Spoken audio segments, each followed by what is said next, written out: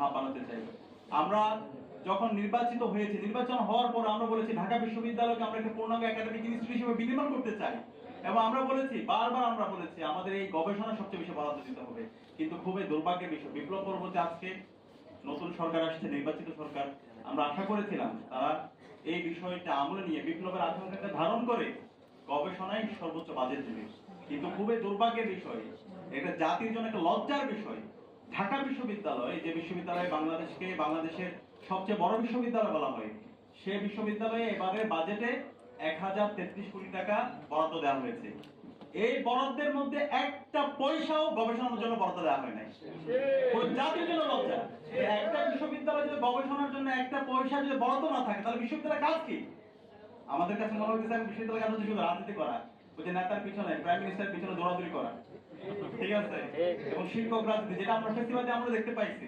সে আমার সালেম সিদ্দিকী নামে একজন ছিল, তার সময়ে প্রায় 1000 অধিক বিশ্ববিদ্যালয়ের শিক্ষক নিয়োগ দিয়ে পুরো বিশ্ববিদ্যালয়ে 12টা বাজায় দিছে। আমরা যখন শিক্ষক ক্লাস করতে যাই, অনেক শিক্ষক এমন আছে দেখে দেখে পড়তে পারে না, এবং এমন অনেক শিক্ষক আছে সে 20 বছর আগে, 10 বছর আগে সে একটা স্লাইড বানাইছে, এটা এখনো পড়ে। হঠাৎ করে ইলেকট্রিসিটি চলে গেলে দেখা যায় আর কিছু পড়াইতে পারতেছে না।